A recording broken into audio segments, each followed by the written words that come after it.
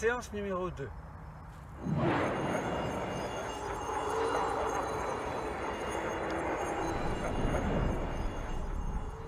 Nous allons d'abord faire un échauffement des membres supérieurs. Alors l'idéal serait que ça aurait été que vous puissiez courir un petit peu avant. Vous courez à votre rythme, 5, 10 minutes, un quart d'heure, 20 minutes. Bref, il faut échauffer un petit peu le corps afin que le système cardiovasculaire fonctionne au mieux pour cet entraînement, pour ce deuxième entraînement. Alors, on va faire quelques mouvements d'échauffement, 35, 36 à peu près. Alors, il faut que ce soit un nombre pair, de manière à ce qu'il y ait une symétrie entre les deux, entre l'action des deux membres. Alors, on va commencer par faire une série de mouvements, tous différents les uns les autres, mais qui vont par deux. Alors, vous écartez très légèrement les jambes, de la grandeur à peu près du bassin, de manière à ce que vous soyez stable, que vous vous sentiez bien. Donc, vous pouvez basculer d'une jambe sur l'autre très légèrement. Et si vous sentez que vous n'avez pas de douleur aux articulations des genoux, alors nous pouvons commencer. J'ai mis des gants, c'est pas obligatoire. Bon, allez, on y va. Alors, vous pensez à chaque fois qu'il y a un mouvement, il faut qu'il y ait le contre-mouvement. Donc, on frappe et ce n'est pas qu'on frappe en faisant le contre-mouvement, mais on ramène simplement le poing à la hauteur de la hanche, ici. Allez, on y va. Donc, on fait une série et ensuite, on fera une deuxième série de... Alors, une première série de face, une deuxième série de profil. Et ensuite, nous allons travailler trois sortes de mouvements, en fait, que nous allons répéter un certain nombre de fois. On y va. 1, 2.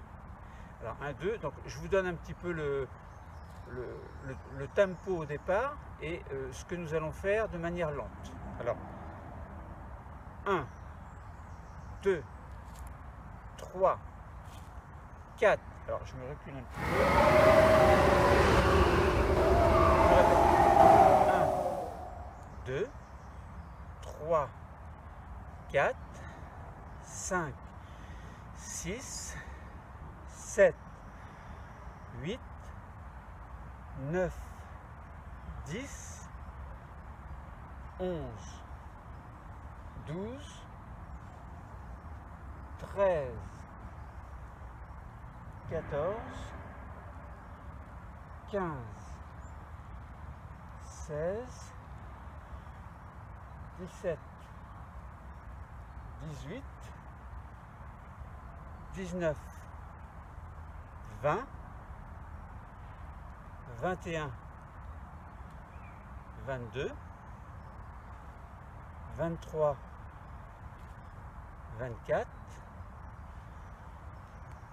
25, 26, 27, 28, 29, 30, 31, 32, 33, 34. Voilà, on y va, on recommence un petit peu plus vite.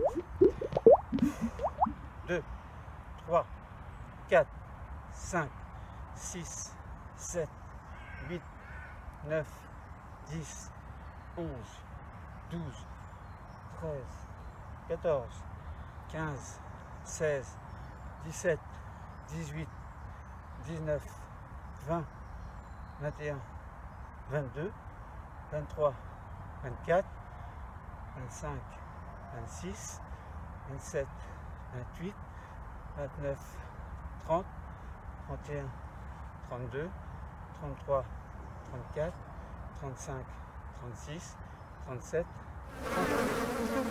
Vous avez remarqué à la fin, je vous fais 4 de plus. On y va, on recommence. Alors avant de faire de profil, donc on est toujours dans l'échauffement. Toujours de face. Donc j'ai écarté un petit peu plus les jambes à mesure que vous échauffez, que vous vous sentez bien. Donc écartez bien. Donc les pieds parallèles, les jambes très légèrement écartées, largeur du bassin. On y va. Alors je ne compte plus. Hein, on fait nos 34 mouvements. pas trop rapide, mais un peu plus rapide que tout à l'heure, afin que l'échauffement monte en puissance. On y va. Alors, corps bien droit.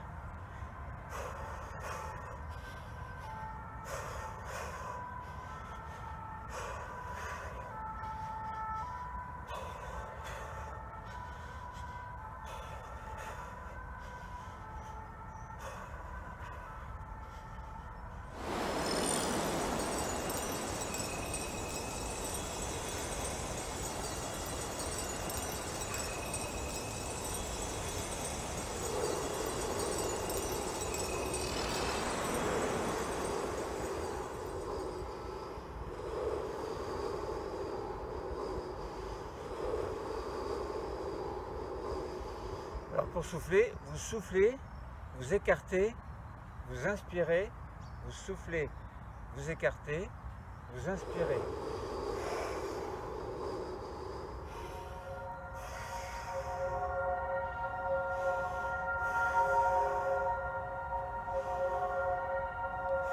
Voilà. Relaxez-vous un petit peu, faites travailler un petit peu vos articulations. Très légèrement, le dos bien droit.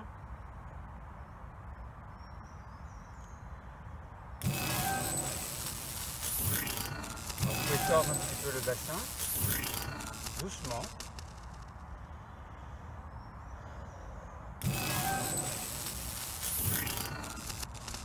Suivez votre corps. Ce qui est indispensable, c'est de se sentir bien. Vous voyez, mes entraînements ont lieu en pleine forêt.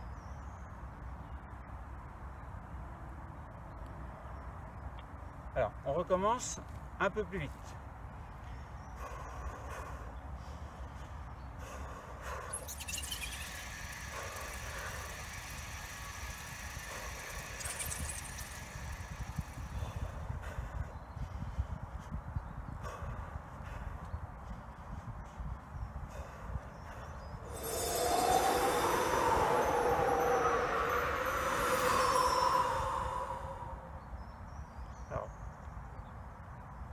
Vous inspirez,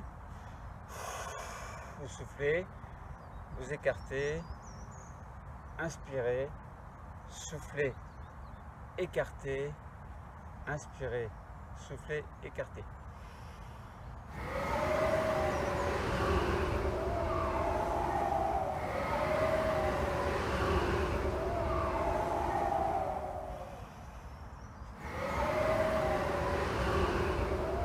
Alors symboliquement, le fait d'inspirer, on en fait entrer de l'air nouveau. Le fait de souffler, on chasse l'air. L'air que l'on dit vicié, en fait vicié ça veut dire chargé en dioxyde de carbone. Et lorsque l'on inspire, on prend l'air de la forêt. Et dans l'air de la forêt, il y a suffisamment de dioxygène pour que notre corps puisse en bénéficier afin que, nous avons vu dans une autre vidéo, afin que l'oxydation du glucose soit possible, autrement dit, afin que la respiration cellulaire au niveau des cellules musculaires soit possible et se fasse de manière optimale. Bon, voilà pour l'échauffement de face. Nous allons recommencer mes deux profils. Alors le principe reste le même. Je ne donne pas, donc je ne compte pas, hein, vous faites les mouvements à votre rythme, vous les suivez. Alors je vais faire on va dire 3 séries. La première série, je vais faire doucement afin que vous puissiez faire les mêmes mouvements. Ensuite, je vais accélérer un petit peu plus. Donc, je me mets de profil. Pareil, jambes écartées. Alors, je suis légèrement en pente. Alors, dos droit si possible. Les fesses rentrées. Les jambes écartées. La largeur des hanches à peu près. Et on y va.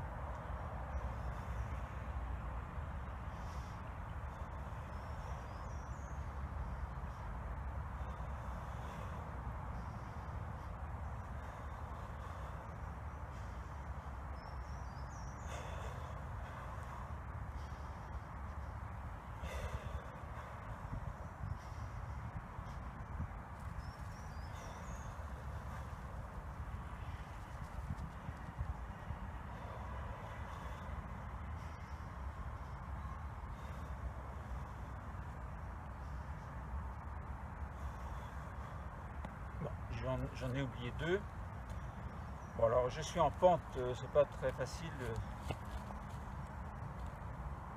de rester droit. Alors je vais mettre de biais, en fait ça va être plus simple. Alors on y va.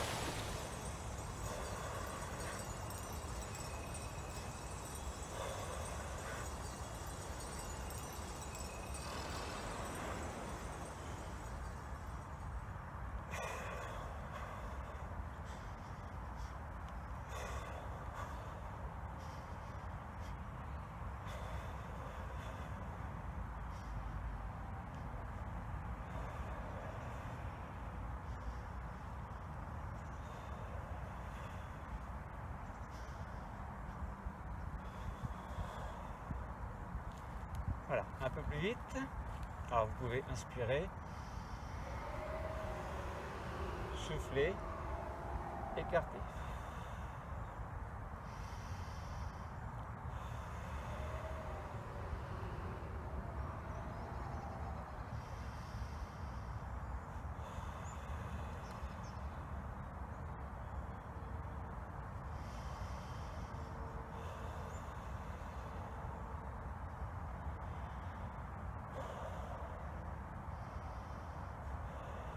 Alors vous pouvez aussi monter pour faire entrer l'air. Vous inspirez très fort en même temps et abaisser pour chasser l'air. Bon, il y a plusieurs méthodes pour se détendre, pour reprendre son souffle. Alors on y va, on recommence un petit peu plus vite.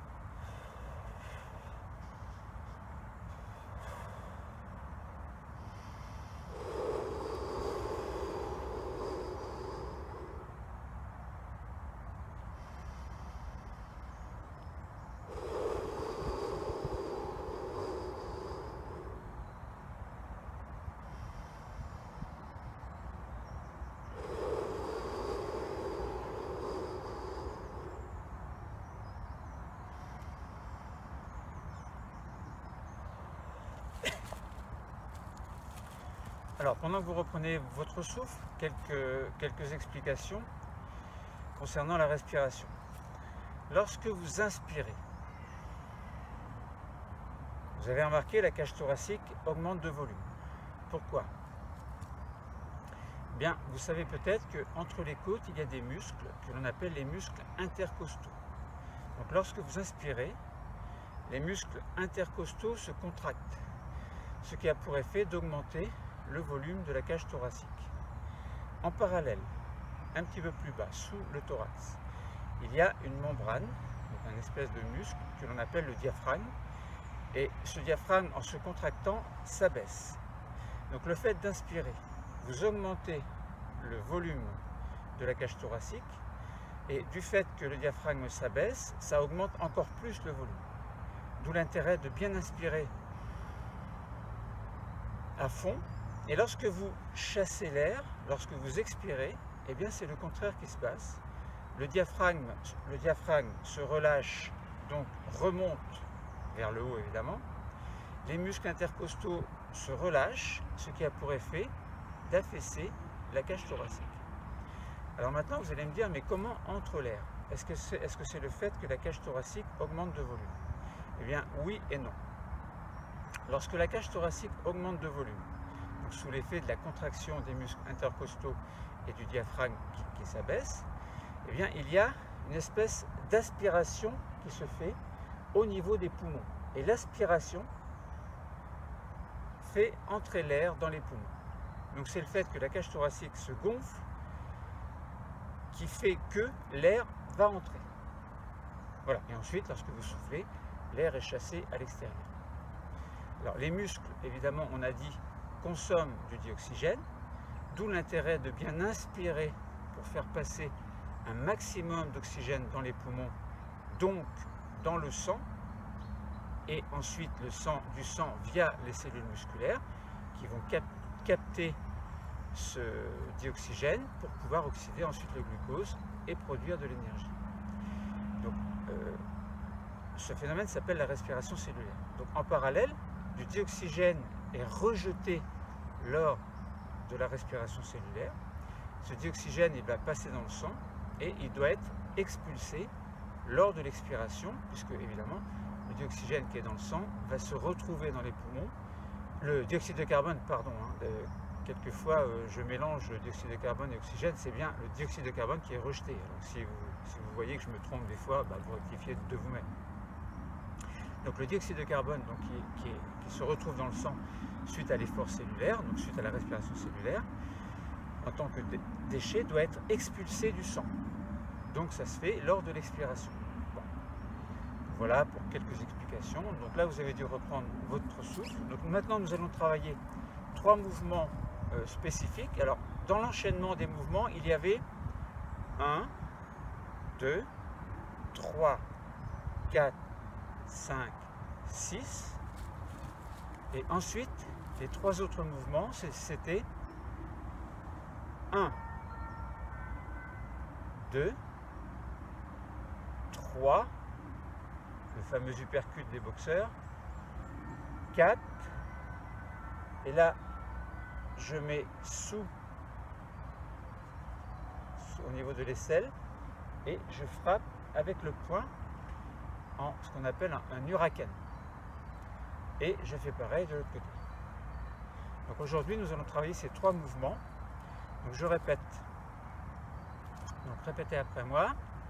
Je fais doucement, les 3 mouvements seulement. 1, 2, 3, 4, 5 et 6. Alors, lorsque vous faites ce mouvement-là, vous imaginez un adversaire vient par exemple vous attaquer et sa tête se retrouve ici par exemple.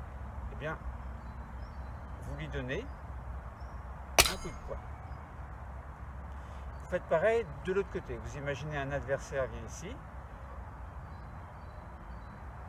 vous frappez. Ensuite, vous imaginez la tête de l'adversaire qui arrive comme ça.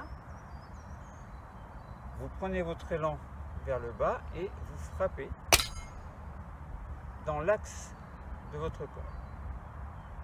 Donc je répète, vous frappez.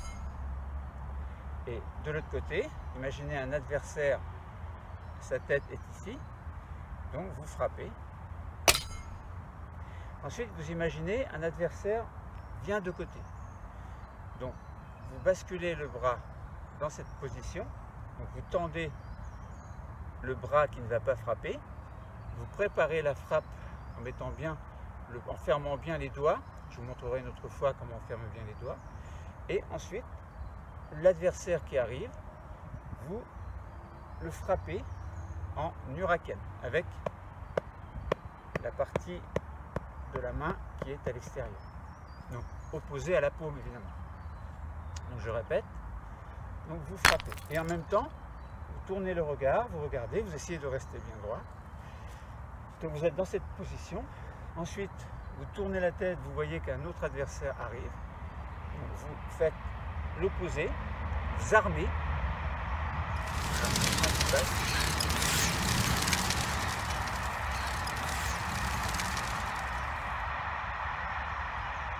Voilà. Vous armez et pareil, vous frappez en huracan. Alors en pensant toujours à ramener la main opposée à la frappe au niveau du bassin, de manière à créer une espèce de contre-coup. C'est important au niveau des articulations, au niveau des ondes qui vont se propager. Lorsque vous frappez, vous créez une onde et le fait de frapper fort de l'autre côté fait que vous neutralisez en quelque sorte l'onde. Donc voilà, donc on y va, on fait doucement. Alors je ne compte pas, je ne dis rien. Alors pour le souffle, vous faites comme vous le ressentez. Alors moi ce que je fais, la fois dernière je vous ai dit, à chaque mouvement il faut un mouvement d'inspiration, enfin à chaque mouvement de la main ou du poing, il faut un mouvement d'inspiration ou d'expiration. Moi ce que je fais en fait, je fais fait, j'en fais 2 où je souffle et 2 où j'inspire. Voilà, en faisant à mon rythme. Bon, chacun fait comme il veut.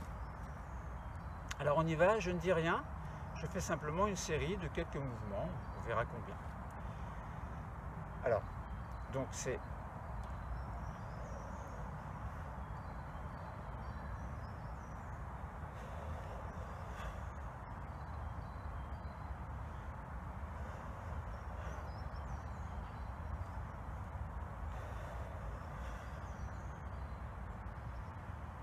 Alors, après chaque mouvement, après chaque série de 6 mouvements, vous ramenez ici, sur les côtés, les 2 points sur les côtés.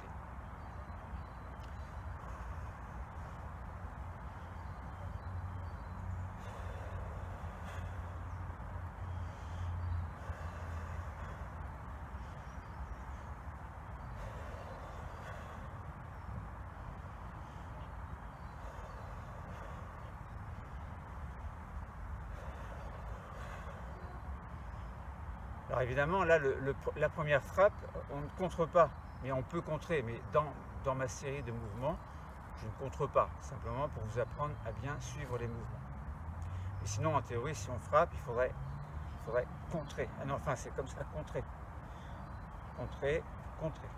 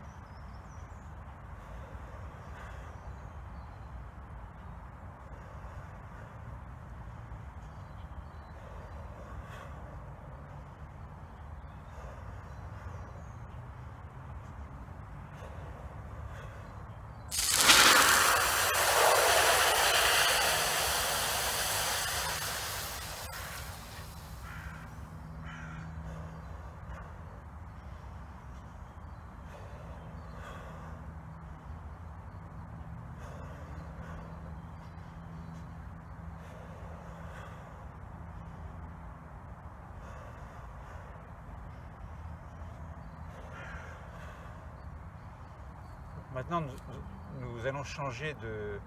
Alors tout à l'heure, j'ai frappé avec ce point-là en premier. Maintenant, je vais frapper avec ce point-là en premier. Donc on inverse l'ordre des mouvements en fait. Alors doucement, on fait une série pas trop fort.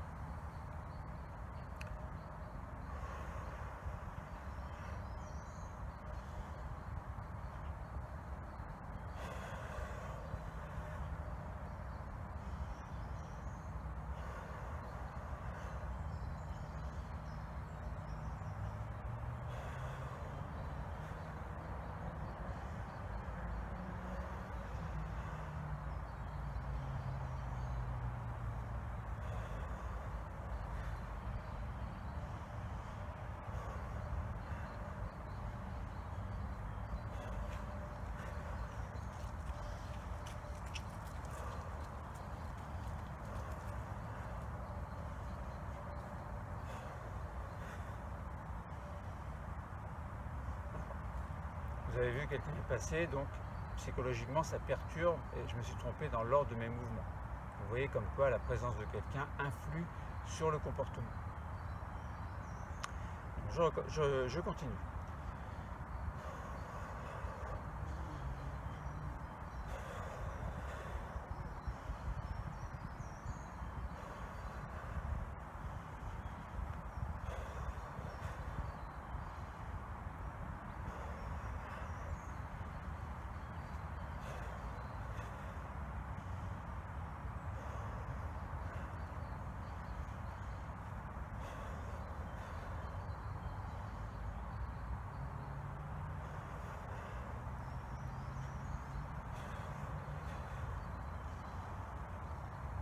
Alors, légèrement de profil maintenant.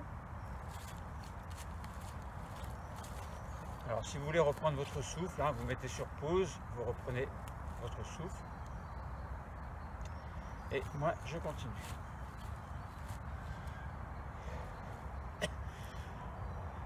Alors, je vais commencer par la main par le bras droit. Donc je fais doucement.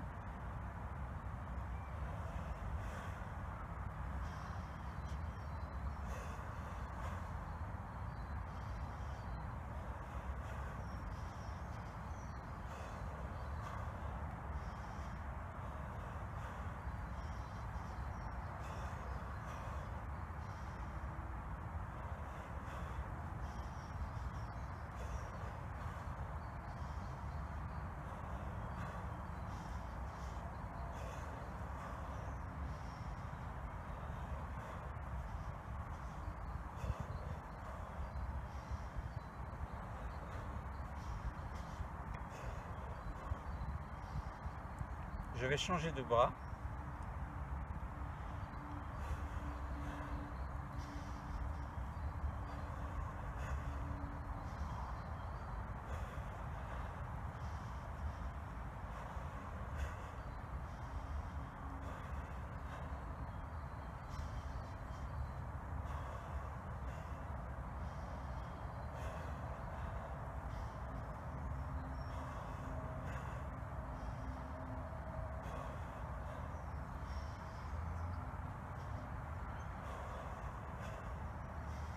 Vous avez remarqué de temps à autre, on peut se tromper. Hein.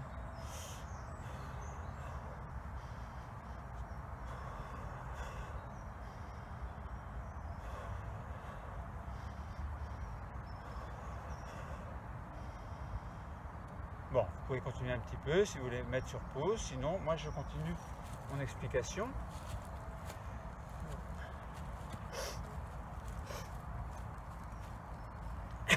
Alors, ensuite, on va essayer d'aller un petit peu plus vite. Donc, vous vous mettez en position, vous écartez de la grandeur de la hanche ou un petit peu plus, les pieds bien parallèles.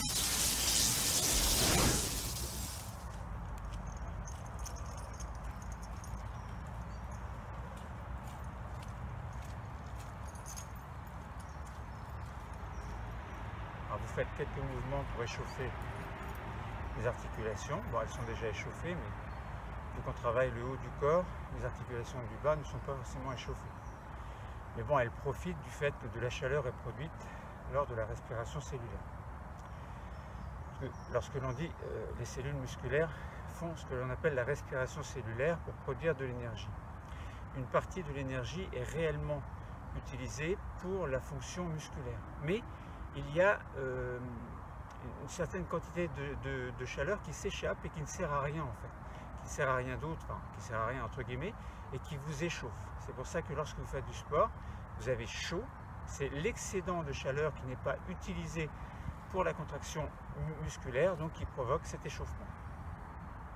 Alors, en parallèle, de l'eau est rejetée lors de la respiration cellulaire, d'où l'intérêt de boire beaucoup, en fait, enfin, de boire en fonction de l'intensité du sport que vous avez fait, il faut boire plus ou moins. Alors, on peut boire en faisant du sport, bon, buvez quelques gorgées par-ci par-là, sinon il faut prévoir avant la séance de bien boire, de bien s'hydrater, et surtout après la séance de récupérer ce que vous avez perdu en eau, puisque lors de la respiration cellulaire, il y a glucose plus oxygène, donc oxydation du glucose par l'oxygène, production d'énergie qui va servir pour l'activité musculaire, et une partie de l'énergie va s'échapper, rejet de dioxyde de carbone à l'expiration, on l'enlève, et rejet d'eau également. Donc l'eau qui s'en va, eh bien, il faut la récupérer au niveau des cellules, évidemment. Bon, les mécanismes sont complexes, là c'est ce qu'on appelle la biochimie. Nous n'allons pas nous étaler aujourd'hui. Je n'ai pas envie de montrer ma science, comme on dit. Alors, on continue. Donc, on va faire un petit peu plus intensif. Alors, je ne compte pas, je ne dis rien. Chacun fait comme il veut. Vous suivez simplement le rythme. Alors, je fais une série de, on verra, 50 peut-être. On y va? C'est parti. Alors, je fais doucement, par exemple, les 10 premières séries. Et ensuite, on peut accélérer un petit peu ou pas accélérer selon... Bon, si on est bien, on accélère. Si on ne se sent pas trop bien, on garde le rythme. Gardez le rythme. Prêt? Alors, position. On va commencer par le bras droit. Alors,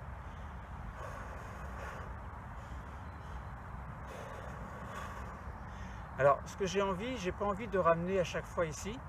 Ce que je vais faire, en fait, je vais basculer directement sur la deuxième série. Deuxième, puis troisième, etc. Donc, je ne ramène pas ici. Ce qui donne à peu près ça. Donc, je fais un essai. Attendez un petit peu, je fais un essai.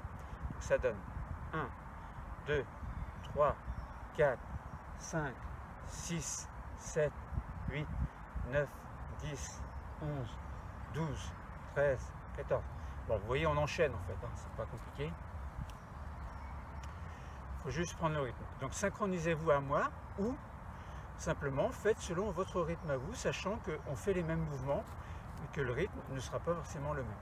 Alors prêt, donc on se met en position, les deux poings positionnés près du bassin et on y va.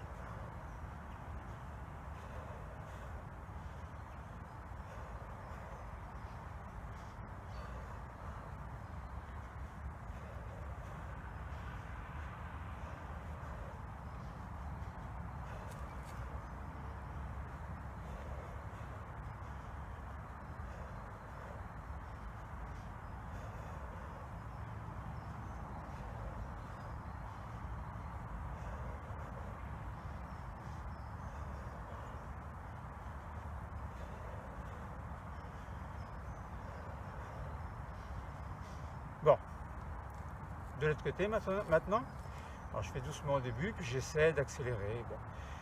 Toujours pareil, si vous voulez reprendre votre souffle, vous mettez sur pause et vous continuez. Prêt? Alors doucement au début.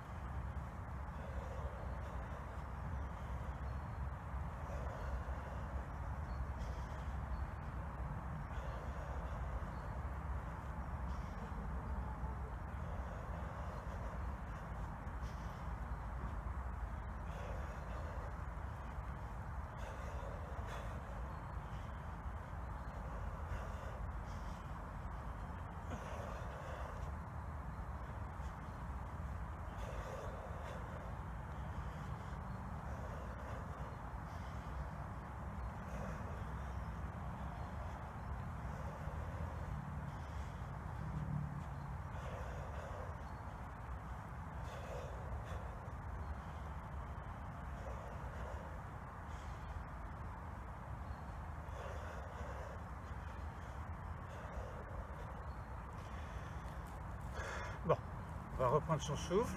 Alors, on inspire.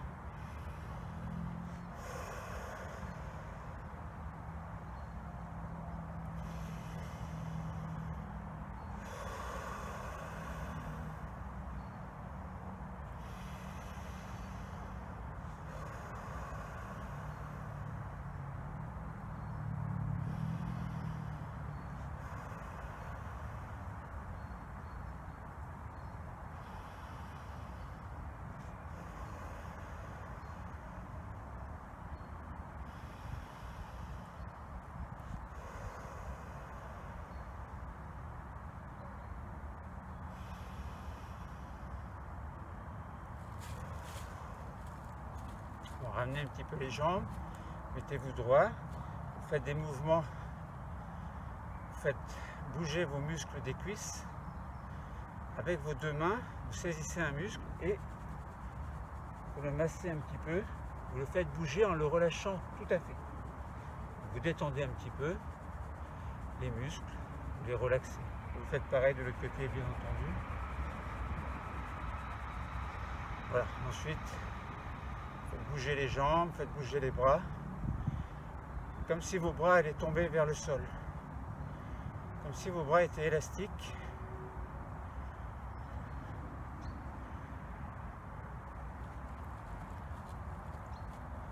Alors, on ne va pas faire de profil, hein, on fait simplement... quoique, on peut peut-être essayer de profil. Allez, on y va pour le profil. Allez, alors moi je me mets très légèrement de profil, mais entre profil et face. Allez, on y va.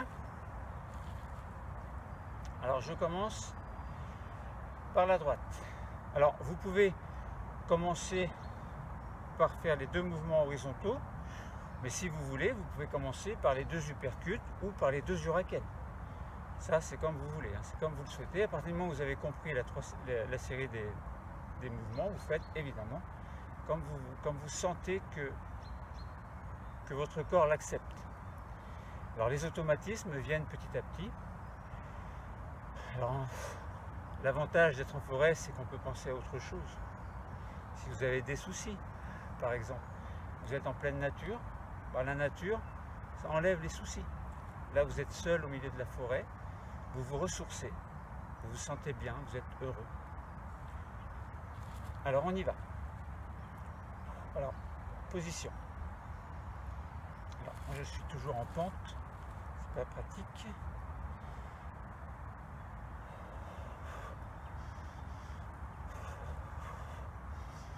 Alors, petite parenthèse, si vous voulez simuler vraiment une attaque ou une défense plutôt, bloquez bien les jambes vers le bas, ayez le corps dur chaque fois que vous frappez.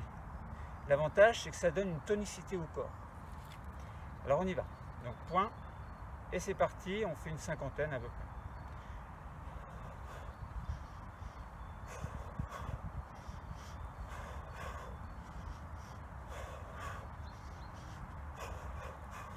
Alors, petite parenthèse, de temps en temps, si vous voulez frapper plus vite, vous n'êtes pas obligé de mettre tout à fait sous l'aisselle et de frapper. Vous pouvez, par exemple, vous faites ça, et vous pouvez, donc vous faites un hurricane, et vous frappez direct. Vous pouvez frapper direct. Donc ça fait 1, 2. Imaginons, il y a deux adversaires. Un adversaire, vous le frappez, et un deuxième adversaire arrive ici, tac, hurricane. Un troisième arrive, vous frappez, un quatrième arrive, vous frappez. Donc 1, 1, 2, 2, et 3, et 4. Donc 4 adversaires, c'est pas mal quand même. Allez, on y va.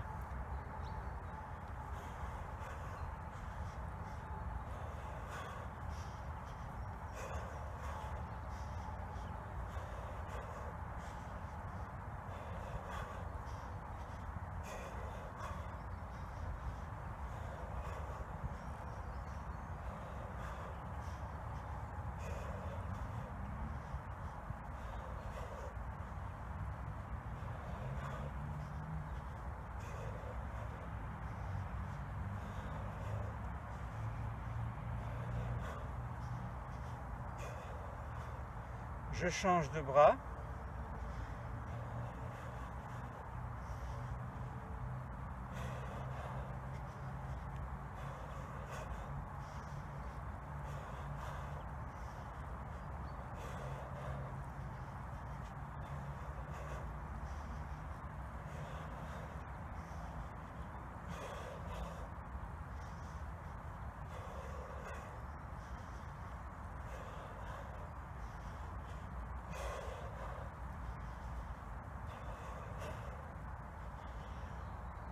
Bon, donc ce sera bon pour le profil. Alors si vous voulez continuer, allez-y.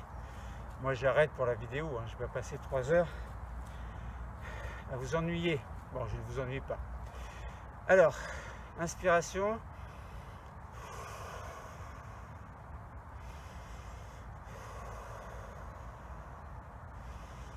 Alors, petite remarque, lorsque vous venez de faire une série de mouvements, vous êtes essoufflé. Donc, inspirez et soufflez rapidement. Et à mesure que vous reprenez votre souffle, les mouvements d'inspiration et d'expiration deviennent de plus en plus lents. Et c'est à ce moment-là que vous pouvez profiter pour faire entrer le maximum d'air dans les poumons. Donc, contracter au maximum les muscles intercostaux et abaisser au maximum le diaphragme. L'avantage, c'est que ça vous élargit au maximum la cage thoracique et l'aspiration de l'air se fera de manière optimale. Alors,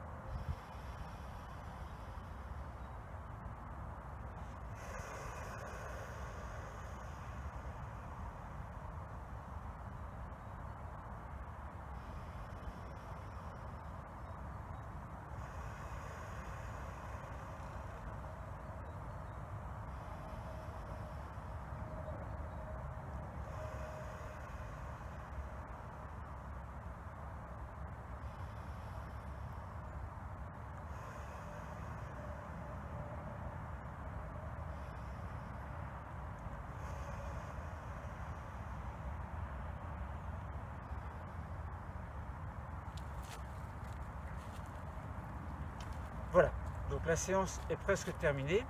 Alors, juste une petite note d'explication scientifique. La fois dernière, nous nous sommes attardés sur l'inspiration et l'expiration. Donc, d'où le rôle était de faire que la respiration cellulaire se fasse de manière optimale. La respiration cellulaire, vous savez ce que c'est. C'est l'oxydation du glucose. Oxydation du glucose, c'est une réaction chimique qui a lieu dans toutes les cellules, mais si on parle des cellules musculaires, donc, puisque l'on travaille les muscles, on peut parler des cellules musculaires. C'est un exemple de cellules du corps. Donc ils sont spécialisés en fait. Ces cellules sont spécialisées. Alors, dans la contraction et relâchement des muscles, de manière à faire sur un corps ce que l'on appelle la locomotion. Bon. Donc, on a dit respiration cellulaire, c'est un petit test hein, pour voir si vous en souvenez. La respiration cellulaire, c'est comme si la cellule respirait. En fait, la cellule va prendre l'oxygène qui vient du sang et comme vous mangez en parallèle, enfin vous mangez je suppose, donc vous avez du glucose à un moment donné qui va se retrouver dans vos cellules. Et bien l'oxydation du glucose par le dioxygène va libérer quoi? Eh bien de l'énergie. Est-ce que toute l'énergie est utilisée pour la contraction musculaire? Non. Une partie va être dissipée sous forme de chaleur. C'est pour ça que lorsque vous courez, lorsque vous faites du sport, vous avez chaud. Et rejet en même temps du dioxyde de carbone et de l'eau. Donc, est-ce qu'il faut boire? Oui. Quand?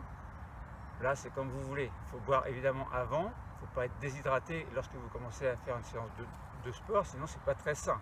Vous allez vous retrouver avec des maux de tête ou des problèmes musculaires quelconques. Parce qu'il y a aussi ce que l'on appelle de l'acide pyruvique, lactate, etc. Il y a des fermentations, bon, il y a des choses un petit peu bizarres que l'on pourrait expliquer au niveau de la biochimie, mais encore une fois, ce n'est pas l'objet aujourd'hui. J'écarte un petit peu les jambes pour me détendre les jambes, pour en même temps faire travailler les articulations du bassin, en même temps que je parle. Donc voilà.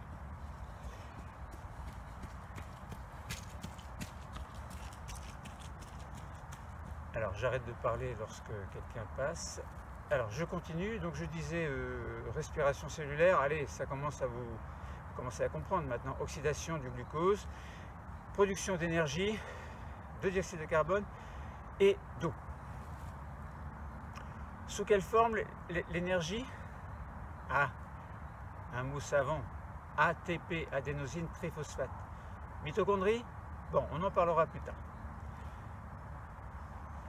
Alors, ce que je voulais vous dire, donc un petit cours de science sur la comment, parce qu'on a dit le glucose se trouve dans les cellules, mais comment est-ce qu'il arrive dans les cellules?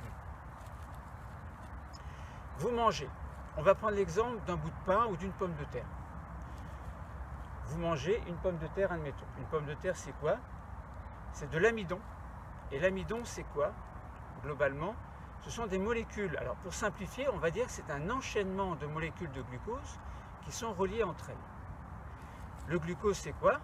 C'est un nutriment, c'est le nutriment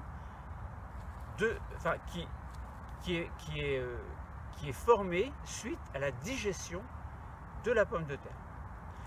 Lorsque vous prenez un bout de pomme de terre dans la bouche, cette pomme de terre qui est de l'amidon, donc des molécules de glucose qui sont reliées entre elles, eh bien cet amidon, il se trouve mâché, cette pomme de terre, vous la mâchez, et vous avez deux glandes qui s'appellent qui vont libérer dans la bouche une enzyme que l'on appelle l'amylase, amylase salivaire, qui va commencer à ce que l'on appelle digérer la pomme de terre. Donc on dit qu'il y a une action enzymatique de l'amylase sur la pomme de terre. Autrement dit, on a un aliment de départ et un nutriment à l'arrivée suite à la digestion. Et cette digestion se fait dans le tube digestif. Donc la pomme de terre, on va dire, c'est l'élément de départ.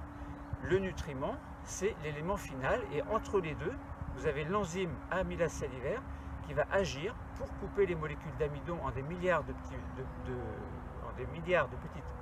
molécules. Chacune de ces molécules s'appelle un nutriment et elles sont toutes identiques, ce sont des molécules de glucose. Alors je prends l'exemple de la pomme de terre. Pour le pain, c'est un peu le même principe parce que c'est aussi de l'amidon. Pour les pâtes, le riz, etc., c'est un peu le même principe. Par contre, si vous mangez de la viande, le nutriment ne sera pas de l'amidon. Si vous mangez un lipide aussi, c'est pareil. Le nutriment n'est pas du glucose, je veux dire. Je me mélange un peu des fois. Donc là, je m'intéresse simplement au glucose. Donc, lorsque vous mâchez la pomme de terre, l'amylase salivaire va agir pour former des molécules, donc pour découper l'amidon et former des molécules de glucose. Et lorsque vous avalez, vous avez remarqué que quelquefois vous avalez des morceaux de pomme de terre. Donc ça veut dire que la digestion de la pomme de terre commence dans la bouche. La digestion, c'est-à-dire le fait de fabriquer à partir d'un aliment un nutriment, c'est-à-dire une molécule qui est plus petite qui va pouvoir passer dans le sang au niveau des villosités. C'est ça un nutriment. Donc la digestion de la pomme de terre se poursuit en fait dans l'estomac et dans l'intestin. Et lorsque toute la pomme de terre est digérée, vous vous retrouvez avec des milliards de molécules de glucose. Au niveau de l'intestin, que fait ce glucose? Est-ce qu'il va rester? Eh bien non.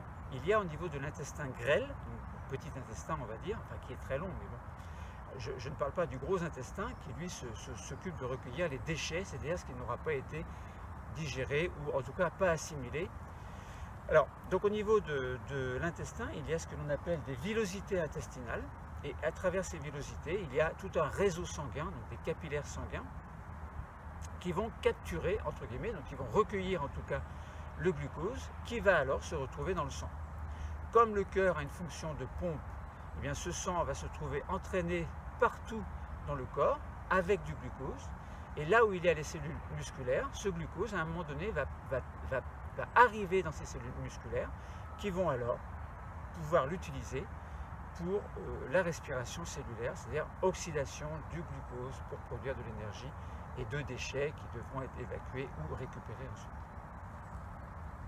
Donc voilà, hein, on a compris, la fois dernière je vous avais parlé de comment arrive l'oxygène, là je vous ai fait un petit mélange entre les deux, comment arrive l'oxygène et le glucose, et notamment comment suite à la digestion on peut se retrouver avec du glucose dans nos cellules musculaires qui en ont besoin pour produire de l'énergie. Alors vous avez peut-être l'impression que je répète, que c'est ennuyeux, etc. Mais lorsque vous faites du sport, c'est important de comprendre tout ça. Ça vous permet d'adapter votre rythme et le bien-être de votre corps à votre activité, quelle qu'elle soit. Alors là, on fait des mouvements, évidemment. Bon, mais on peut courir. Là, par exemple, je vais courir un petit peu. Avant de faire les mouvements, j'ai couru. Chacun fait comme il veut. Vous pouvez faire de la piscine, de l'équitation, du football, du rugby. Tout le sport est bénéfique à condition de faire attention de ne pas abîmer son corps. Bon, je pense que j'ai fait un petit peu le tour de ce qu'il fallait faire aujourd'hui. Je vous souhaite une agréable fin de journée et à très bientôt pour une séance numéro 3 où nous allons continuer la suite des mouvements. Donc là, vous avez déjà appris 3 mouvements à la séance numéro 1, 3 autres mouvements lors de cette séance numéro 2. Vous avez appris également ce que c'était que la respiration cellulaire, comment arrive le glucose dans les cellules musculaires, comment arrive l'oxygène, comment se sentir bien, comment être heureux. À très bientôt. Si vous aimez, un pouce vers le haut. Si vous n'aimez pas, un pouce vers le bas. À très bientôt. Pouce.